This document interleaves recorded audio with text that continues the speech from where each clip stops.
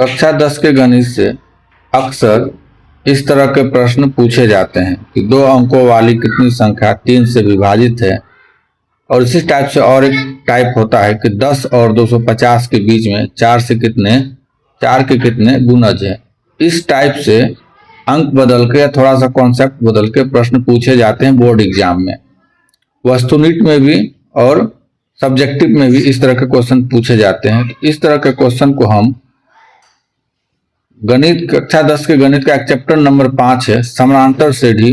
समानांतर श्रेणी के कॉन्सेप्ट से हम सीखेंगे इस तरह के प्रश्न को लगाना, हल करना, और आपको इस तरह से सिखाएंगे आपके दिमाग में बैठ जाएगा। इस तरह के किसी भी प्रश्न को आप चुटकियों में हल कर लीजिएगा। तो चलिए हम पहला क्वेश्चन स्टार्ट करते हैं और हम इसको समानांतर श्रेणी मेथड या कॉन्सेप्ट से, उस चैप्टर के कॉन्सेप्ट से इस तरह के प्रश्न को हल करना सीखेंगे। पहला मेरा क्वेश्चन है कि 2 अंकों वाली, कितने अंकों वाली? 2 अंकों वाली। शब्द पर गौर कीजिए। 2 अंकों वाली या 2 अंकों का मतलब होता है 3, ऐसे लिखेगा 3, 4। ये 2 अंक का नहीं हुआ। 2 अंक का मतलब कम से कम 10 होता है। 2 अंक इकाई और दहाई, जैसे 12 हो गया, 25 हो गया, 75 होगा। ये 2 अंक का शब्द है। तो समझ गए मैं आपको क्या समझाना चाह रहा हूं? कह रहा है कि 2 अंकों वाली कितनी संख्याएं 3 से विभाजित है। 3 से विभाजित है। तो 2 अंकों वाली संख्या कहां से चालू होता है? तो 10 से चालू होता है। 10 से पहले जैसे 9 लिखेंगे हम। ये 2 अंकों की संख्या नहीं है, ये 1 अंकों की संख्या, इकाई अंक है। तो हम 9 नहीं लेंगे, 10 से चालू करेंगे। 10 से लेके 2 अंकों वाली संख्या, हम लास्ट का एक 100 डिजिट होता है, 100 अंक। ये भी 2 अंक का संख्या नहीं है, क्योंकि इकाई दहाई से का ये 3 अंक का संख्या है। ये भी हम 100 से ज्यादा या 100 हम नहीं लेंगे। हम क्या लेंगे? 100 से 1 कम, 99, क्योंकि 2 अंक का संख्या क्या है? ये 2 अंक का संख्या है। हम ये कहना चाह रहे हैं कि 2 अंक का जो संख्या होता है, ये जो है 10 से चालू होता है और 99 पर जाकर खत्म हो जाता है 2 अंकों की संख्या। और हमको यही सवाल बोल रहा है कि कितनी संख्याएं 3 से विभाजित हैं। तो हम 3 का, इस तरह के क्वेश्चन में आप 3 का पहाड़ा पढ़ना चालू कीजिए। 3 का 3, 3 दूनी 6, 3 तिया 9, 3 चौक 12। यानी 2 अंकों की सबसे पहली संख्या जो है 12, जो 3 से विभाजित है। तो पहला संख्या हम क्या लिखेंगे? 12 लिखेंगे। अब यहाँ हम हटाते, ये समझाने के लिए सिर्फ लिख रहे हैं। क्या लिखेंगे? 12 लिखेंगे। पहला संख्या 12, अब 3 12, उसके बाद 15, 15 के बाद 18, और इस तरह से हम लिखते चले जाएंगे। कहां तक? अंतिम संख्या जो होगा 2 अंकों का, वो जो 3 से विभाजित होगा, वहां तक हम लिखेंगे। तो हम इस तरह से कंटिन्यू तो लिखेंगे नहीं। तो अंतिम संख्या चेक कर लेते हैं कि क्या ये 99 या 99 से थोड़ा कम 3 से विभाजित है। तो 99 को चेक करते क्या ये 3 से विभाजित है कि नहीं, क्योंकि 3 से विभाजित होने वाला ही संख्या हमसे पूछ रहा है। तो 3 तिया 9 और 3 तिया 9, मतलब ये जो है 99 अंतिम संख्या जो 3 है, यह भी, सॉरी, अंतिम संख्या 99 है, ये भी एक 3 से विभाजित है। तो अंतिम संख्या हम क्या मान लेंगे? अंतिम संख्या 99 मान लेंगे। अंतिम संख्या 99 मान लेंगे। पहला संख्या क्या है? 12, और अंतिम संख्या 99 है, जो 3 से विभाजित होगा। अब हम ये देखने की कोशिश करेंगे कि क्या ये एक समान क्रम से आगे बढ़ रहा है। जैसे 12 में क्या जोड़े 3 आया, क्योंकि 3 से विभाजित है। तो आप ऐसे भी जान जाएंगे कि 3-3 के क्रम से जोड़ के आगे की ओर बढ़ता चला जाएगा। ऐसे ही बढ़ता चला जाएगा और 99 पर जाके समाप्त हो जाएगा। तो जो भी ऐसा क्रम, जो भी ऐसा श्रेणी जो एक सामान्य क्रम या एक सामान्य संख्या जोड़कर आगे की ओर बढ़ रहा है, उसको हम समानांतर श्रेणी बोलते हैं, या समानांतर श्रेणी का सीक्वेंस मानते हैं। तो हम इसको क्या कह सकते हैं कि यह भी क्या है? एक समानांतर श्रेणी का सीक्वेंस है। क्या है? एक समानांतर श्रेणी का सीक्वेंस है। क्या है? एपी का फॉर्मेट में है। क्या है? एपी का फॉर्मेट है। अब एपी का फॉर्मेट तो हम बना लिए और समझ भी गए।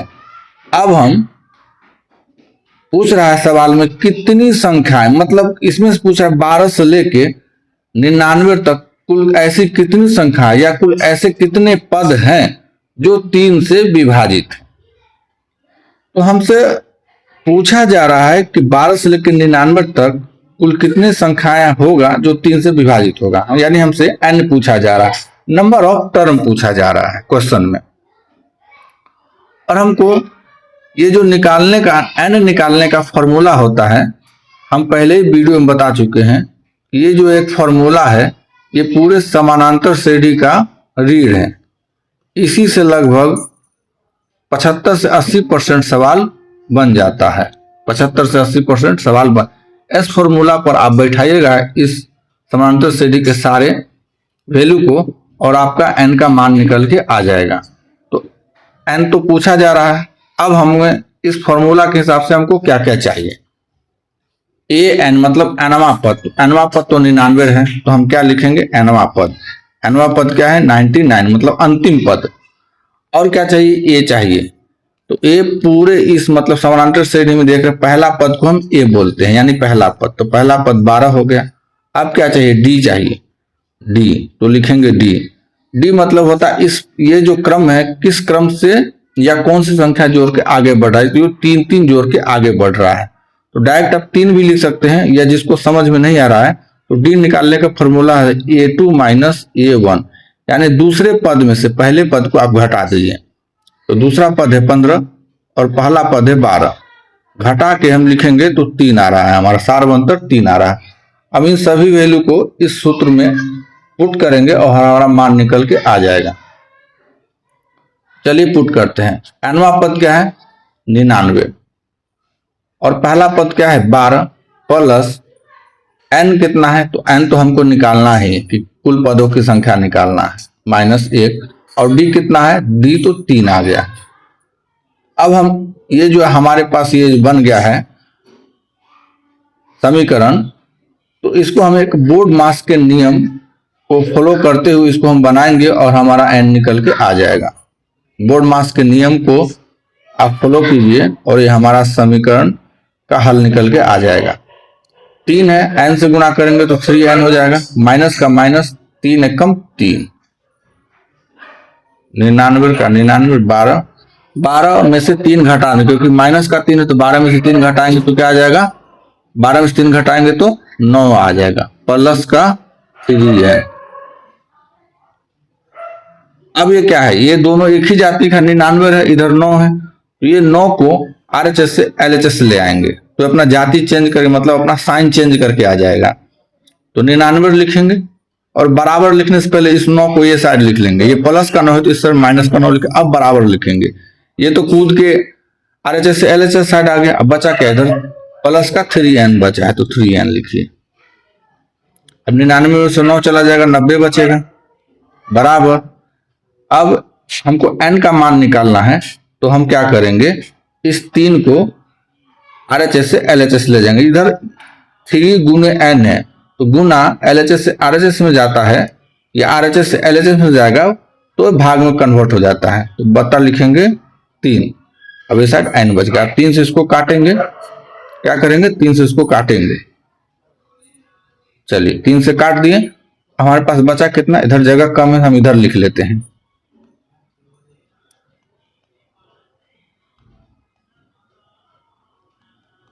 जगह कम था इसलिए हम उसको उधर लिख लिए हैं, काट दिए 3 से।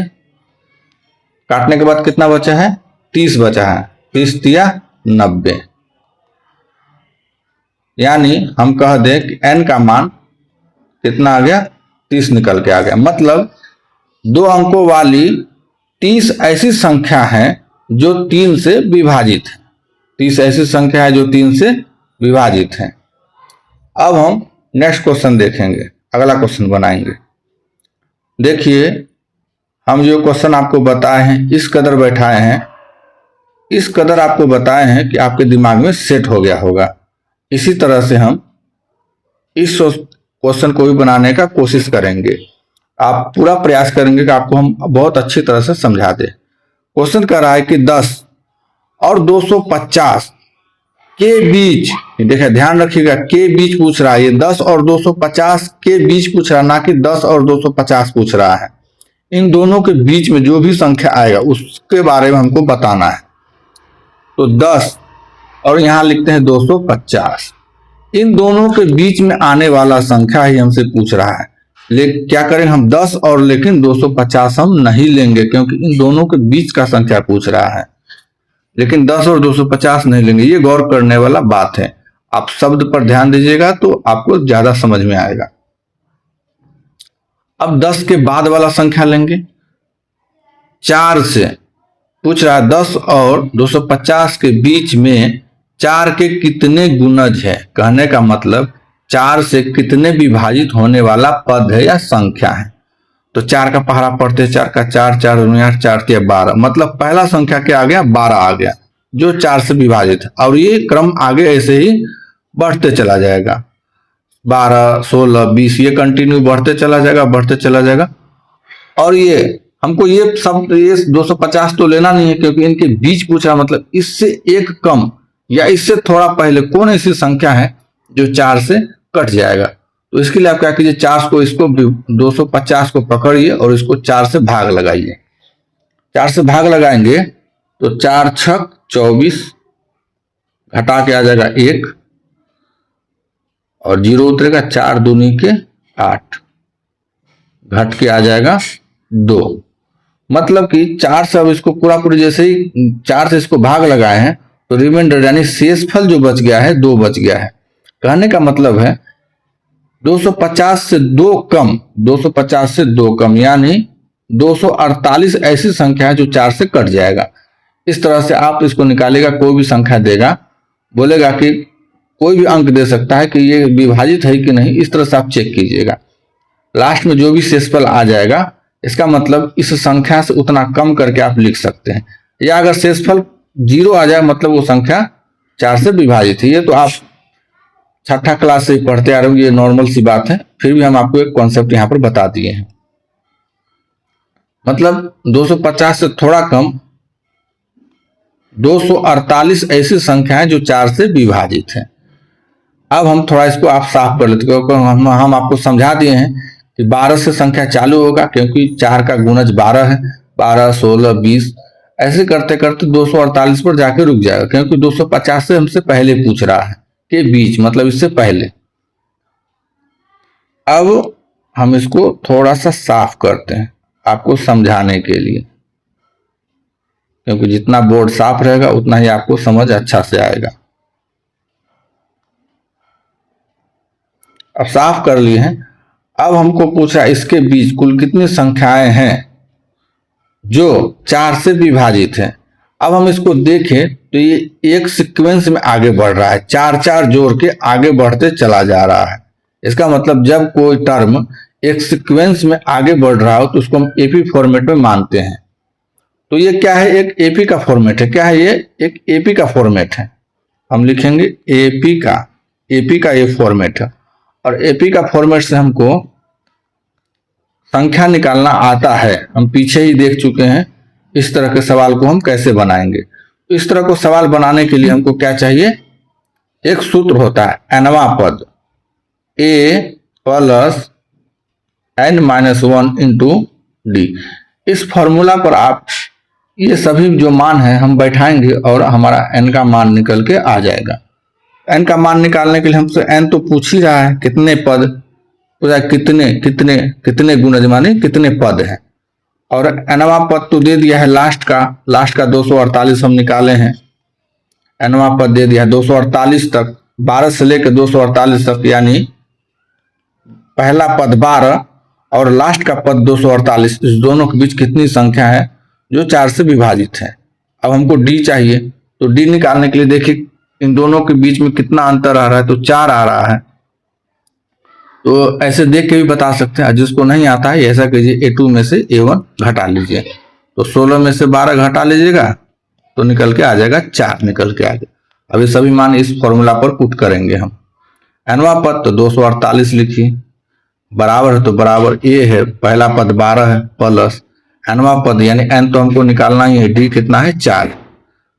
अब हम बोर्ड मास के रूल को फॉलो करते ही इसको सॉल्व करेंगे और हमारा एन निकल के आ जाएगा 12 प्लस 4n, 4 को n से गुना किए, 4n माइनस का माइनस 4 एकम 4, 248 बराबर 12 में से 4 घट जाएगा क्योंकि -4, कितना आ जाएगा 8 आ जाएगा प्लस 4n, ये 4 है। अब ये LHS से RHS चला जाएगा, -8 बराबर ये RHS से LHS चला गया, अपना साइन चेंज कर दिया और ये साइड क्या बच गया, RHS साइड 4n, तो लिखेंगे 4n। अब 248 में से 8 घटा दें, कितना बचेगा 240 बचेगा, कितना बचा 240 बच गया, इधर का 4n। अब n का मान निकालने के लिए 4 को इधर से हटाना पड़ेगा, तो हटाने के लिए 240 बट्टा ये 4n के साथ गुना है तो RHS LHS जाएगा तो भाग में चेंज हो जाता है। अब 4 से इसको काटेंगे, 4 छक 24, 0 का 0, यानी कहने का मतलब है कि n काट के 60 बार में कट गया, n बराबर 60 आ गया। मतलब 12 और 248 के बीच में कुल 60 ऐसी संख्या है जो 4 से विभाजित है। n का मान कितना आ गया 60 आ गया। तो ये आज का क्लास मेरे प्यारे बच्चों कैसा लगा, और अच्छा लगा हो तो मेरे वीडियो को लाइक और चैनल को सब्सक्राइब कीजिए, क्योंकि 10वीं कक्षा से मैथ का जो है क्वेश्चन हम इस तरह से 2-4 क्वेश्चन आपको हमेशा बताते रहते हैं, जो आपके एग्जाम में काफ़ी हेल्पफुल होगा। और हमारे समझाने का तरीका आपको अच्छा लगा हो तो अपने दोस्तों के साथ ये वीडियो को शेयर जरूर कीजिए। जय हिंद मेरे प्यारे बच्चों।